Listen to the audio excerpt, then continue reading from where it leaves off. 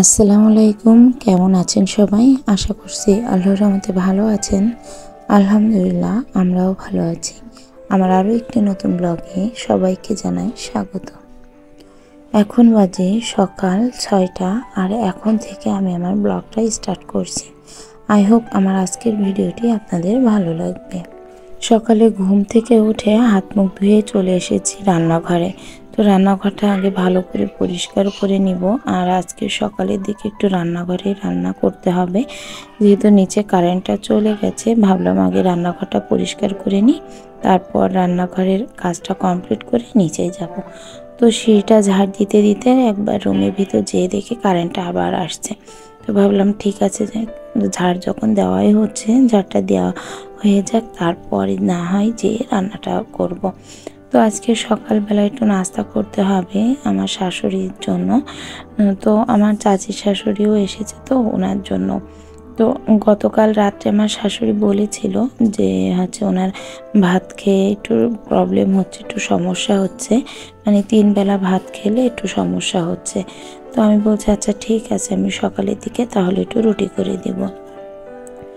তো এইদিকে আবার যেহেতু মেহমানদের সব জুতো চারিদিকে ছড়িয়ে রয়েছে, আর এই র্যাকটা তো আমি আগের দিন ধুয়ে রেখে দিয়েছিলাম, তো ওই কারণে এখন ভাবছি এটা তো শুকিয়ে গেছে, এখন একটু সেট করে নিই।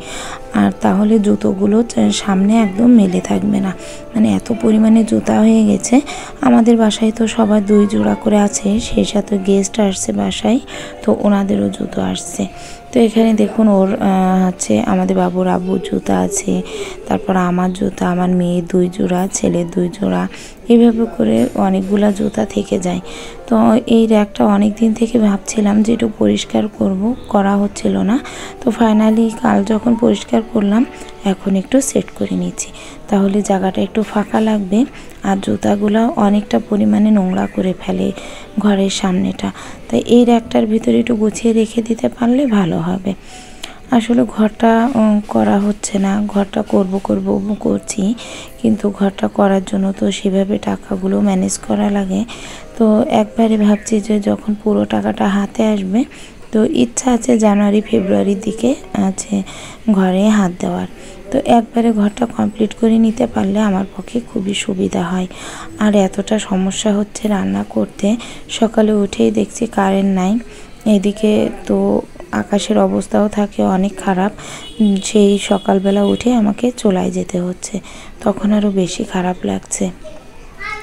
আর সকালের দিকে তো সহজে চুলা ধরতে চায় না, একটু কাঠগুলো নরম থাকে, চুলাটাও নরম থাকে, তো সব মিলিয়ে অনেকটা কষ্ট হয়ে যাচ্ছে।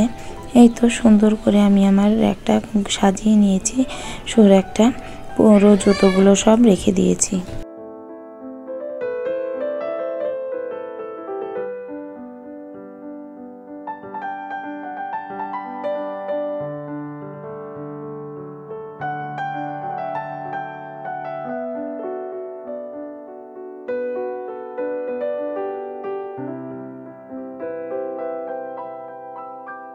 চুলা লেপা কাদাটা শেষ হয়ে গেছে, তবে যেটুকু চুলায় কাদা ছিল সেটুকু দিয়ে একটু লেপে নিচ্ছি।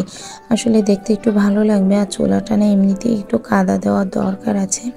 আর যেহেতু সিমেন্টের চুলায় ধরাতে একটু লেট হয়, তাই ভাবলাম যে আজকে চুলাটা লেপে নিয়ে একটু পরে, তো এমনিও অনেক রান্না করার জন্য চুলায় আসতেই হবে। আর সকালের দিকে নাস্তাটা তৈরি করে দেওয়ার জন্য তাড়াতাড়ি করে কারেন্টে চলে আসলাম। যেহেতু কারেন্ট আছে সে কারণে আগে নাস্তাটা করে নিচ্ছি। তো এখন বাজে সকাল 8টা। তো সমস্ত কাজকর্ম আমার কমপ্লিট করতে যেয়ে একটু লেট হয়ে গেছে। তো সেই কারণে এখন 8টা বাজে, ভাবছি যে 8:30 কিংবা 9টার ভিতরে আমি নাস্তাটা দিয়ে দিব। তো ওনারা সকালে এটা খেয়ে হয়তো আর ভাত খাবে না, তো সে কারণে আমি একটু পরাটা করছি, 4 কোনা পরাটা।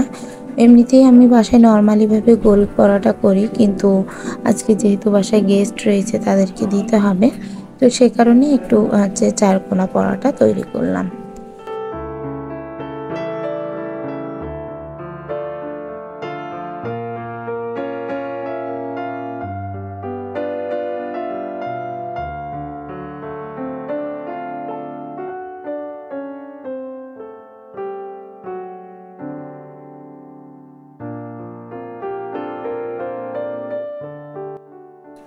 পরাটা চুলায় দেওয়ার সাথে সাথে এভাবে করে ফুলে পড়েছে, কিন্তু তলে না একদম মানে ফাঁপা হয়ে রয়েছে, সেভাবে হিট পাচ্ছে না। তো এই পাশটা দেখুন কোনো রকমে হিট পেয়েছে আর কোনো রকমে পাইনি। তো আমি একটু অল্প আঁচেই করছি, যেহেতু আমি পরাটা এক হাতে বেলছি এবং এক হাতে সেঁকে নিচ্ছি, তো সেই কারণে আমি একটু হালকা আছে তাই পরাটা সেঁকে নিচ্ছি। এভাবে চেপে চেপে দিচ্ছি যাতে প্রত্যেকটা অংশ একটু সুন্দরভাবে ভাজা হয়। আর এই পরাটাগুলো একটু যদি ফোলে তাহলে খেতে কিন্তু ভীষণ ভালো লাগে। আর এর খামিটাও যেহেতু সুন্দর করে করেছি, প্রত্যেকটা এই কারণে ফুলে উঠছে। তো দুই পাশ আমি সুন্দর করে ভেজে নিলাম। আর একটু আলু ভাজিও এর ভিতরে কুটে নিয়েছি, মানে আমার মেশিন ছিল, সেই মেশিন দিয়ে আলু ভাজিটা কুটেছি। কুটে এভাবে করে তেলটা ছেঁকে নিয়ে তারপরে রেখে দিচ্ছি। আর আমার তো টিস্যু ফুরাই গেছে, টিস্যু আনতে হবে। তো ওই টিস্যুটা যতক্ষণ না নিয়ে আসা হচ্ছে এভাবেই আর কি তেলটা ছেঁকে নিই। আর যখন টিস্যুটা থাকে তখন টিস্যুটা দিয়ে তার উপরে পরাটাটা দিয়ে দিই, তাহলে ওই টিস্যুতে তেলটা টেনে নেয়।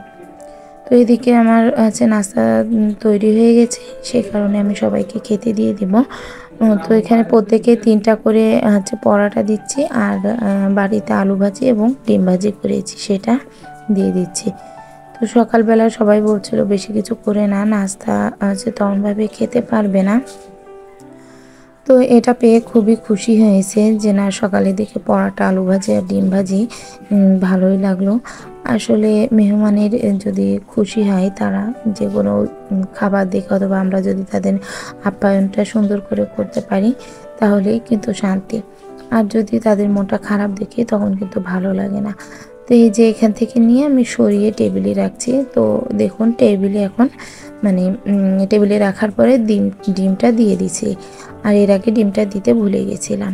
তো এইদিকে আমার হাজব্যান্ড বাজার করে নিয়ে আসছে, এখানে নিয়ে আসছে কলা আর একটু শসা নিয়ে আসছে, আর নিয়ে আসছে মুরগি। তো এর আগের দিনও আমি একটা মুরগি নিয়ে আসছিলাম, সেটা তো রান্না করা হয়ে গেছে। তো এগুলো একটু পরিষ্কার করব। আর টিফিন বাটিতে তো ইলিশ মাছ রয়েছে, এই রান্নাঘরটা এবার একটু পরিষ্কার করে নেব। আর সব কিছু একদম পরিষ্কার করে তারপর রান্নাতে আসা। তো রান্না করতে চলে আসছি, এসে আমি আজকে রান্না করব পাঙাশ মাছ দিয়ে ভুনা করব, পাঙাশ মাছ ভুনা এবং কলা দিয়ে পাঙাশ মাছের ঝোল। আর কলার খোসাটা একটু সুন্দর করে ভুনা করে নেব। তো খুব নর্মালভাবে রাঁধছি, কেননা এদিকে আমার খুব দ্রুত খেতে দিতে হবে দুপুরের দিকে। তো সেই কারণে একটু তাড়াতাড়ি করছি, যেহেতু আমার নিচেই কোটা বাচা করে সম্পূর্ণ গুছিয়ে উঠতে একটু সময় লেগে গেছে। তো সেই কারণেই এদিকে রাঁধতে আসলে খুব দ্রুত করছি। আর যেদিন একটু দ্রুত রান্না থাকে সেদিন যেন চুলাটা জ্বলতেই চায় না। আজকেও ঠিক সেমই হচ্ছে, চুলাটা যে এত পরিমাণে মানে অস্বস্তি লাগাচ্ছে, মনে হচ্ছে চুলাটা জ্বলছে না, এই কিছু হচ্ছে না, মানে জাল উঠছে না, টিপ টিপ করছে। ভালো লাগে না মাঝে মধ্যে চুলাটা ধরাতে। মনে হয় একটা সিমেন্টের চুলা কিনে পাশে বসিয়ে নিয়ে ওই চুলাটাই রান্না করি। তবে ইচ্ছা তো আছেই, দেখা যাক কবে কিনতে পারি।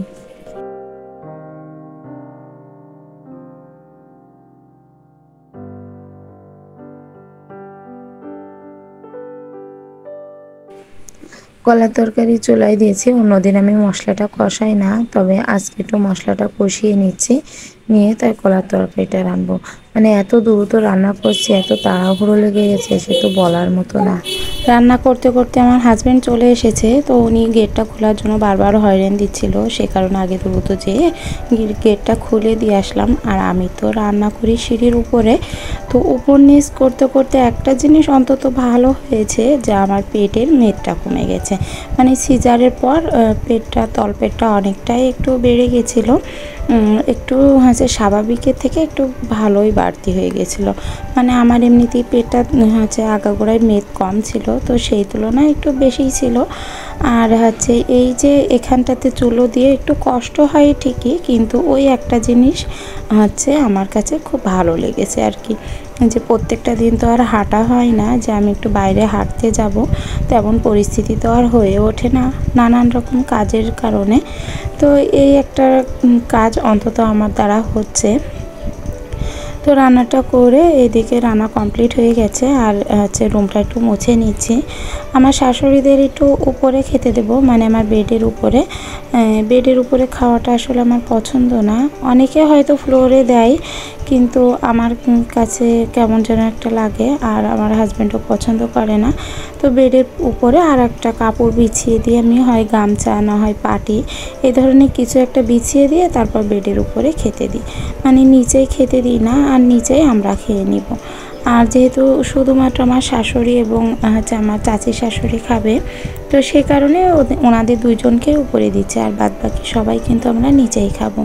তো আজকে রান্না করেছি কলা দিয়ে পাঙাশ মাছ দিয়ে ঝোল করেছি, আলু দিয়েছি ওর ভিতরে, আর কুমড়ো ফুলের বড়া করেছি, আর করেছি পাঙাশ মাছ ভোনা। তো আমার চাচি শাশুড়ি পাঙাশ মাছ ভোনাটা খেতে ভীষণ পছন্দ করছে। তো উনি আসলে ওনার একটা মেয়ে নেই, তো ওনার সম্পর্কে আমি যতটাই বলবো হয়তো কম হয়ে যাবে। আসলে ওনাদের মন মাইন্ডটাও অনেকটাই ভালো আমার শ্বশুরবাড়ির লোকেদের। তো একটা জিনিস আমার বাচ্চারা খুবই চায় যে তার দাদি যেন তাদের সাথে খেলা করে। তো দেখুন এখানে ও দুই দাদি নিয়ে মেয়েকে নিয়ে বসে গেছে খেলা করতে।